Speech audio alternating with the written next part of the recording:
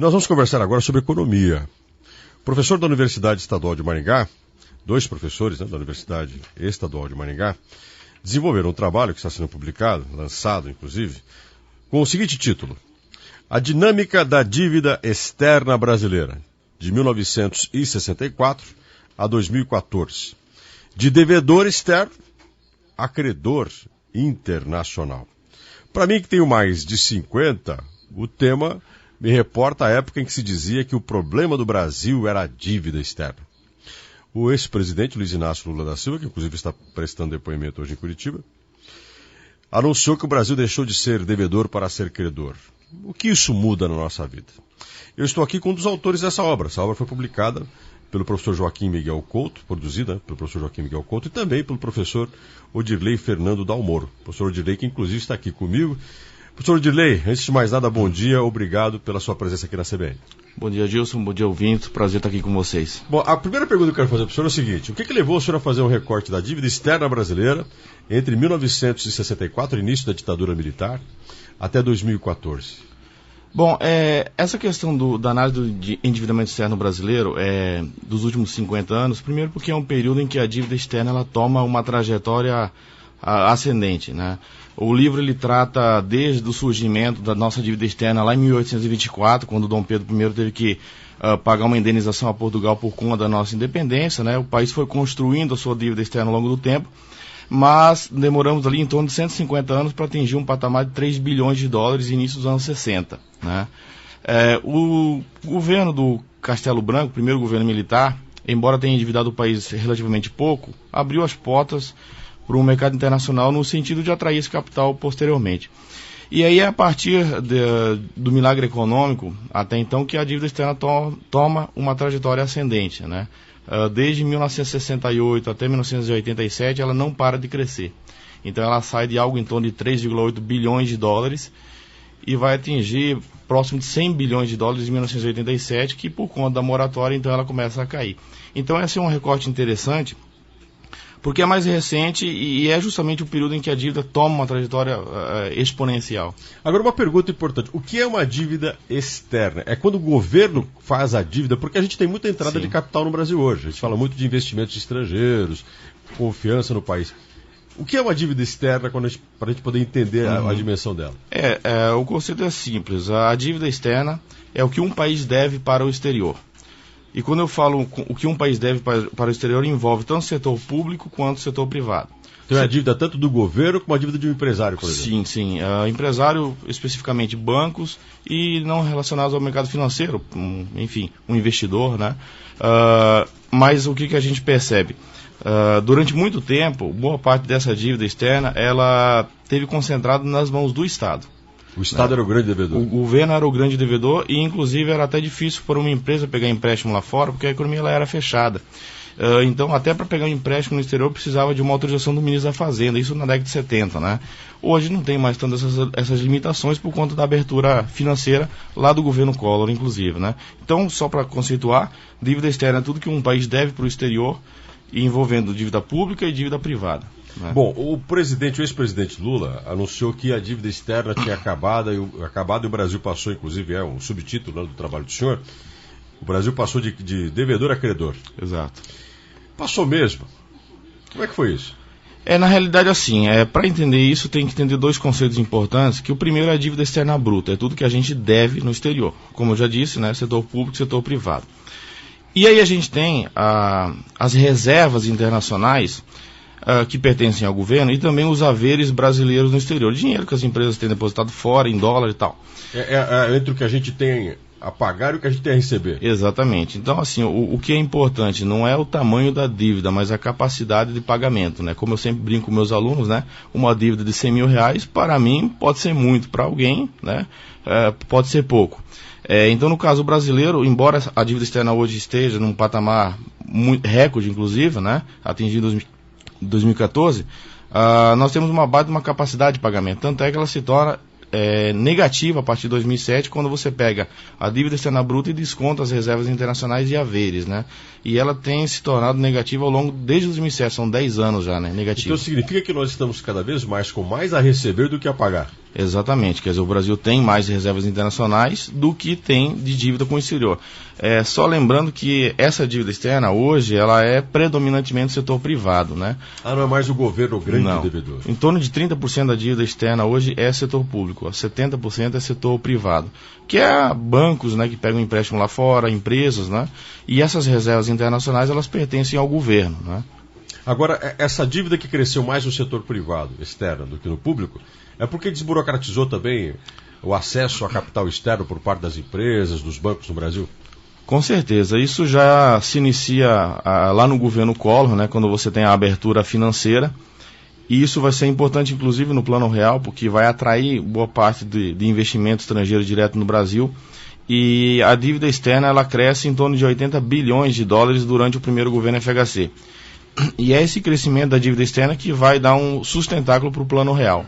Né? Porque você sabe, o Plano Real ele se baseou muito na questão da âncora cambial, né? Precisávamos importar produtos para concorrer com os produtos internos, para rebaixar os preços dos chamados bens comercializáveis, e nesse sentido é importante ter um endividamento, porque entra capital e, portanto, você tem reserva para poder fazer as importações. Né? Então significa que a dívida não é um problema, o problema é o que você faz com ela. Exatamente. Então, assim, nós nos tornamos credor internacional a partir de 2007, e aí pegando o ensejo aí da questão do governo Lula, né, em 2005 foi feito, tem todo um dilema, né, uma polêmica no ar, né, o governo pagou ou não pagou a dívida, fica toda aquela história, né. Na verdade, o que aconteceu em 2005 é que o governo Lula pagou um acordo que tinha com o Fundo Monetário Internacional, feito ainda pelo governo Fernando Henrique Cardoso, e pagou a totalidade dos chamados BRADs, que é a dívida que foi renegociada em 1994. Certo. Né? Então, a partir dali, foi feito esse pagamento, mas a dívida externa existe. Né? Por isso que quando a gente era mais novo, né, eu tenho mais de 50, era sempre aquela história do FMI vir ao Brasil e fiscalizar as contas do Estado, dar orientações. Isso acabou. Exatamente. Então, o que a gente percebe? Cada crise tem as suas peculiaridades, né? Hoje nós estamos vivendo uma crise econômica desde 2014 e, por incrível que pareça, não se fala mais em Fundo Monetário Internacional. É verdade. Não se fala em Fundo Monetário Internacional porque nós temos um volume de reservas internacionais acima do que nós temos de endividamento. Professor, então eu queria aproveitar que o senhor falou sobre hoje, e o seu trabalho é muito interessante porque a gente tem duas fases distintas da economia, né? A ditadura militar foi marcada pela interferência do Estado na economia, reserva de mercado, controle da economia com a participação do poder público. Pós-Collor a gente tem uma privatização, uma abertura, que ainda está longe de ser ideal, mas é uma abertura do mercado. E agora a gente está vivendo uma crise. Ter pago a dívida, entre aspas, né? Ter crédito no exterior, não nos livra de uma crise. Como é que a gente pode entender essa crise diante de um país que conseguiu ter reservas e conseguiu superar um dos que era considerado um dos seus grandes monstros para o crescimento, que era a dívida externa? Toda crise econômica, eu particularmente procuro analisar ela sobre 3 pontos fundamentais. O primeiro é a inflação, segundo o crescimento econômico, terceiro o equilíbrio externo. Pegando os últimos, 100 anos, né, a crise dos anos 30, dos anos 80 e essa crise que a gente está vivendo, o que a gente percebe? A crise de 30 e a crise de 80 teve como um dos pontos a crise com o exterior. A primeira baseada na questão do preço do café, que caiu, e a segunda a questão do próprio endividamento externo, né, que foi um problema. Hoje nós não temos esse problema externo aqui. Inflação não foi importante nos anos 30, anos 80, inflação extremamente elevada no início, né, dos anos 80. Hoje a inflação deu uma diminuída nesses últimos tempos. A grande questão hoje é o crescimento econômico. A grande discussão que se faz hoje é realmente o crescimento econômico. E nesse contexto, como é que se faz importante a dívida externa? Né? Ela é importante para equilibrar as contas externas. Uma forma de atrair capital para equilibrar as contas externas, porque sem esse equilíbrio a gente não consegue promover o crescimento econômico. Eu queria fazer uma pergunta envolvendo um pouco economia, política. O senhor é uma pessoa que deve acompanhar aí os noticiários e entender que estamos vivendo uma crise do homem público, do poder público, da gestão pública, que envolve inclusive os 3 poderes agora. Isso atrapalha na economia, de fato. O nosso crescimento, por mais que modesto, alguns estão falando aí no último semestre de 0,5% do PIB, já é alguma coisinha boa. Isso significa que estamos numa melhora, apesar dos problemas políticos, ou uma crise política pode intervir diretamente num problema econômico? A gente não consegue dissociar a política da economia. Então eu acredito que o que tem provocado essa crise nos últimos anos é uma crise eminentemente política, né? Em termos de recursos, eu acredito que há capacidade do Estado vir a recuperar a economia e a gente ter trajetórias melhores de crescimento. Embora essa década que a gente está vivendo já vai ter uma média de crescimento pior que da década de 80, que é conhecida, década perdida. Que é conhecida a década perdida. Lá, a taxa média de crescimento foi 1,6%. Se a gente tiver uma taxa de crescimento de 2,5% nos próximos anos, até 2020, o que eu não acredito, a taxa vai ser de 0,9%. A gente já fez essa conta. Então, assim, é uma segunda década perdida, né? Estamos, inclusive, pior do que foi a década de 80, embora lá a gente tivesse outros problemas, como a inflação, por exemplo, né? Mas, realmente, os fatores políticos têm interferido decisivamente na dinâmica econômica. E eu acho que, enquanto não resolvemos os problemas políticos, é difícil imaginar alguma melhora econômica, né? Produtividade. O senhor falou uma coisa muito importante, que é a economia. Nós temos uma inflação sob controle, temos crédito no exterior, nossas contas estão equilibradas, mas a gente tem uma economia que tem uma dificuldade imensa de se aquecer, de gerar mais emprego, oportunidades, empresas estão fechando. Aí entra a questão na economia de qualificação, quer dizer, a economia e a produção se modernizou, o brasileiro não se modernizou também. Quando a gente pensa, por exemplo, na dívida externa que foi superada, em termos de crédito no exterior, o Brasil precisa mudar a estrutura econômica dele, o Brasil precisa repensar um pouco a dinâmica econômica dele.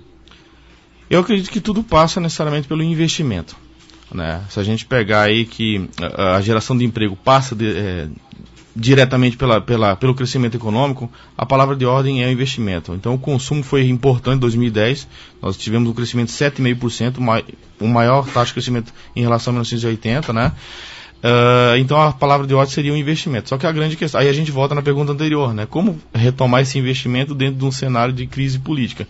Então é muito difícil imaginar uma saída para o país enquanto que esse problema não for resolvido. Mas obviamente essa questão da produtividade, ela depende necessariamente de muitos investimentos, principalmente na questão educacional, né? O senhor falou sobre uma questão importante, consumo, né? Nós tivemos uma fase eufórica em que o brasileiro estava comprando tudo, né? Sim. Produto eletrônico, automóvel, financiamento de casa própria, bens de consumo não duráveis, né, de alimentos. Os brasileiros começaram a comer muito e a investir muito. Muita gente, inclusive, abriu empresas pensando nisso. Agora, esse consumo era feito, se dizia, para gerar produtividade, gerar uma economia mais dinâmica. Não gerou? Esse crédito veio e foi usado da forma errada? Na realidade, o que a gente percebe é uma mudança de expectativas a partir de 2014. Né? É importante notar que quando a gente pega o primeiro trimestre de 2015, a taxa de desemprego no Brasil estava em torno de 4,5%, o que para nós é considerado pleno emprego. E, por incrível que pareça, o consumo despenca de uma hora para outra naquele período ali. Quer dizer, muito em função das expectativas negativas criadas no mercado. E a meu ver, foi essa queda do consumo que provocou uma quebradeira geral na economia. Quer dizer, o indivíduo não consome, a empresa não vende, tem que demitir e aí acaba se tornando um ciclo vicioso. Então, assim, depende muito na questão das expectativas, né? Expectativa, agora o senhor falou uma palavra interessante. Quer dizer, quando a gente pensa no futuro e a sensação que a gente vai ter em relação a ele, de temerosidade, mais confiança, isso influencia na economia no presente. Quer dizer, essa coisa é séria, de você ser otimista ou pessimista. O problema você começa a ter a partir de agora. Quer dizer. Exatamente. Um grande economista do século XX, né, o pai da macroeconomia moderna, o John Maynard Keynes, ele considerava as expectativas como um dos principais determinantes do investimento junto com a taxa de juros. Então é só a gente analisar a economia brasileira hoje. Você percebe que a taxa de juros está caindo, a taxa básica de juros tem uma expectativa de cair próximo de 7% até final do ano, mas os investimentos não vêm, quer dizer, não vem porque o empresário não vê expectativa de lucro lá na frente, né? Então isso é fundamental. Então a partir do momento que essa expectativa começa a gerar crescimento econômico e as pessoas começam a ter mais segurança em relação ao futuro, obviamente que os financiamentos vão voltar, né? Então, assim, do ponto de vista pessoal, quem que vai fazer um financiamento se não sabe até quando vai estar empregado, né? Então, acho que isso também contribuiu para diminuir o consumo naquele primeiro trimestre de 2015, porque as pessoas entendem o receio de se estaria empregado ou não no futuro, não vai fazer um financiamento de longo prazo. Então, tem essa questão importante de ser analisada, né? E deve ter sido um baque, porque a gente estava numa euforia imensa e, de repente, essa euforia acabou. Exatamente. Então, é complicado, né? Reitero, enquanto não resolvermos o problema de ordem política, dificilmente teremos uma recuperação de ordem econômica. Eu, quando comecei a estudar economia, acreditava que a economia era capaz de resolver tudo, né? Hoje eu vejo que, inevitavelmente, ela passa por questões políticas, né? Para fechar, a resposta simples, como é que o senhor avalia esse ambiente político? Alguns dizem, se o presidente sair, a coisa piora. Outros dizem que não, do jeito que está, do chão não passa, então pior não fica. Como é que o economista avalia esse momento político que a gente está atravessando, e principalmente a presidência da República? É um momento ímpar na nossa história, bastante, digamos, triste, inclusive, não é de se orgulhar. Acredito que não há tempo hábil, inclusive, do presidente sair, haja vista que as eleições já se aproximam. E eu sinto que essa eleição de 2018 tem uma grande probabilidade de ser uma eleição muito pobre do ponto de vista do debate. A eleição de 2014 já foi uma eleição que custou muito, né, uma das eleições mais caras da história, e ao mesmo tempo mais pobre do ponto de vista da discussão política, né, muita embate, e isso acabou se contaminando as pessoas também, né. Nessa questão de 2018 eu tenho um receio muito grande que a história vá se repetir. E aí a grande discussão né, que Brasil a gente quer discutir? O que vai ser o nosso país daqui a 30, 40 anos, né? Nesse livro aí, eu acho que fica claro que o Brasil, entre 30 e 1980, houve uma grande transformação, e isso é um período de 50 anos. Agora, se você pegar 1980 e jogar 50 anos, vai dar mais ou menos 2030, né? O que o Brasil melhorou nesses últimos 30, 40 anos, e o que vai melhorar daqui para frente? Então, eu vejo que a gente perdeu o rumo da história, na verdade, né? Tínhamos uma ideia lá com Getúlio, uma ideia com o próprio governo militar, né? Do que queríamos ser como país, mas me parece que a gente acabou perdendo esse rumo. E muito influenciado por essas questões políticas, né? Professor Odirley, o senhor é contra ou a favor da privatização? É relativo, né? Alguns setores acho que deveriam sim ter sido privatizados, outros eu vejo que não tanto, né? E, obviamente, que a privatização ela deve ser feita a um valor que a empresa vale, né? Não de uma forma que venha beneficiar única e exclusivamente um segmento e que tenha melhoria do serviço para a comunidade posteriormente, né? E lembrando que isso não vai diminuir a nossa carga tributária. Até um ponto interessante que se comentou, né? Houve muita privatização nos anos 90, tinha uma expectativa que iria diminuir a carga tributária, e isso não aconteceu. O Estado brasileiro hoje, ele arrecada imposto para pagar juros à dívida pública, basicamente. Ou seja, a gente não recebe de volta esses impostos na forma de bens e serviços. E dívidas internas, né? Exatamente. Hoje a dívida interna brasileira está próximo de 3 trilhões de reais. Juros da dívida interna está próximo de 300 bilhões por ano, reais, né? Aí se você somar o déficit primário, isso vai para quase 500 bilhões de rolagem da dívida pública. 500 bilhões, nada mais nada menos do que 5 vezes o orçamento da saúde. Então quer dizer que o Estado brasileiro, se o senhor fosse pensar que ele fosse uma pessoa que tivesse dívidas e entradas, ele estaria quase que à beira da falência.